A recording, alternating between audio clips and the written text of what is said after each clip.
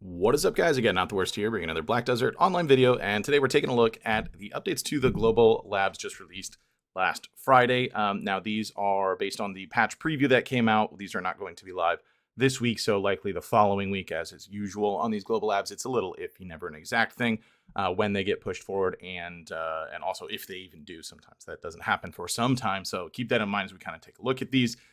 Some good news for life skillers coming up. We've got Agris Fever is now going to apply to Gathering. So it now applies, literally first sentence, Agris Fever now also applies to Gathering. If you gather while this function's on, you can get more materials. However, just as Agris Fever was applied to only basic loot, trash loot, when you are grinding, this will only apply to your basic materials such as wood and ore, and not to rare collections like black crystal fragments. Please note this does not apply to special collectibles such as truffles, which we are getting the new truffle update tomorrow's patch. Originally, Agrisphere was developed with the goal of allowing those who have a short daily playtime to get more reward when they are grinding for an hour or so. It's difficult to all types of life skills, but we've made it possible for you to receive the effects on basic gathering, which can be said to the basis of all life skills. So we hope that it'll have meaning to adventurers who mainly enjoy their life skills. And then a kind of brief overview as far as how many points are consumed. You can see it's different amounts, 22 if you are tanning, lumbering, or using a hoe, as one often does. And if you are on a butcher knife or fluid collecting blood, then it's 34 points, 30 points if it's sap that you're fluid collecting, and then a pickaxe, it's going to be 42 points consumed on it. And to note, that is ore and ore. So there you go. Materials affected by Agrisphere. It does give you a full list if you're not sure exactly what it means by basic materials. So it is there. There's a link to this in the description if you want to check that out for you. But we're going to move on along.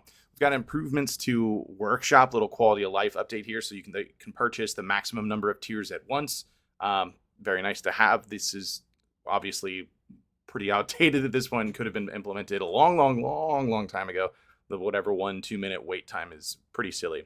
Here's an update that's actually really interesting and also I think long overdue. Some field boss improvements. I think the last update to field bosses, if I'm not mistaken, was about 2-ish years ago for it. We've now got a new item that can drop from the field bosses called the Epic Heroes. It's valid for 5 hours, so it'll become invalid after that point. You won't be able to use it. And when you do use it, it is an item drop rate plus 10% for 5 hours on separate of the 5-hour timer that you have to actually use the item. So that just kind of gives you a little extra boost. It does stack with other boost items. It does notate that as well. So keep that in mind. Then we've got a change to how field bosses are killed so that you will have them essentially in a rotation at a single spawn, kind of jumping from one to the other.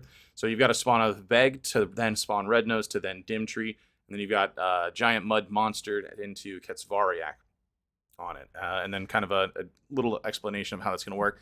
So for the Balanos ones, Red Nose, Beg, and Dimtree have all begun to riot all over the territory of Balanos, blah, blah, blah. Dashly Beg appears from Balanos Forest and attacks the adventurers passing near the Heidel's Road, as is usual. After Beg is killed, then Red Nose, there's my Sonic the Hedgehog text tone, that we're going to leave that in the video. Red Nose will spawn at Altar of Agris near the Western Guard camp. And then once he is killed, then the Dimtree is going to pop up in the Forest of Seclusion. So each field boss will appear about 3 minutes after the previous boss is killed. So you can literally jump from one to the other if you are interested in doing that. We've got a similar setup for Serendia and Drigan, as they said, the Giant Mudster, and then into Ketzvariak. So that'll work the same. Change so that if an hour passes for them, they're going to despawn. So keep that in mind if they're up and not killed within that time. They've also changed how the loot assignment or rewards goes out for it. So before that, you had brackets of top 20, then 21 to 50, and then top 51 or less up to top 70. And now it's top 20 unchanged, top 21 to 50 unchanged. Then we have top 51 or less into the top 90%, and rewards going out to the less than top 90% as well. And then the actual loot rewards was adjusted. That what can maintain has been increased at any rate, so you can still get your field boss enhancement type things for your plus sort of 13 to 15 items there, blackstones per usual, and some seals.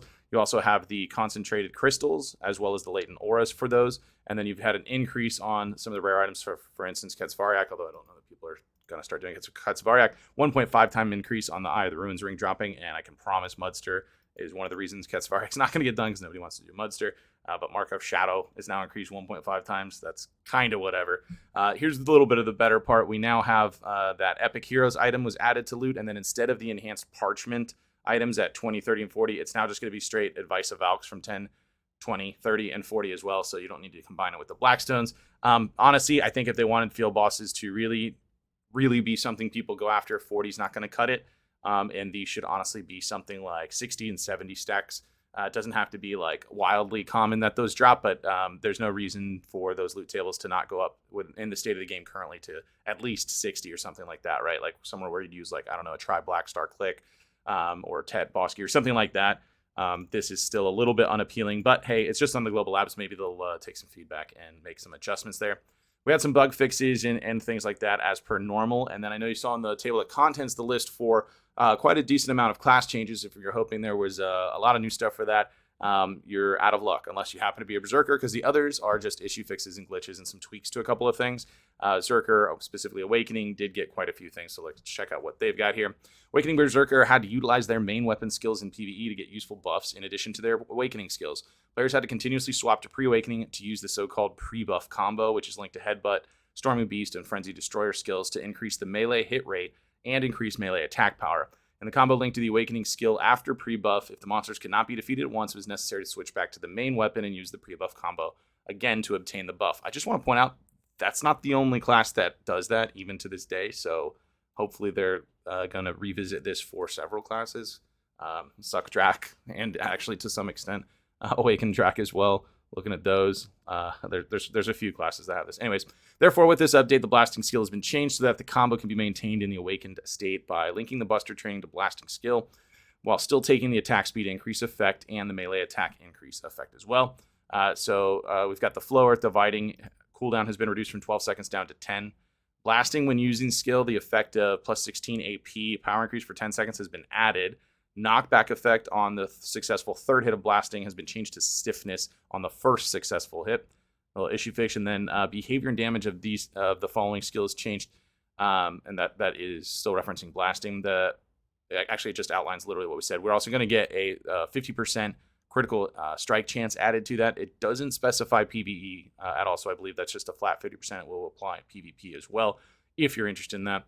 For split shot, we got the number of hits has been changed from 4 to 5 on there, and then the PvP decrease was adjusted accordingly so that it does the same amount of PvP as before, even with the additional hits. Ancient Wave was changed from 7 to 9 with PvP adjustments as well. And Time to Rock had the hit damage increased in the form of number of hits, at least how they're applied. It was 1351 times 5 with a max of 2 hits, and now it's just straight hit damage 1351 times 10 on it.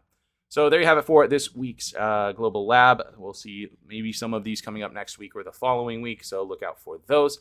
If you did enjoy the video, be sure to like it. If you're new to the channel, be sure to subscribe so you get notifications when new videos do go live. And if you'd like to catch me playing live, there's a link to my Twitch page in the description down below. Jump on over there, drop a follow so you get notifications for that as well. With that said, that's going to be it for this one. I want to thank everybody for watching, and I will see you next time.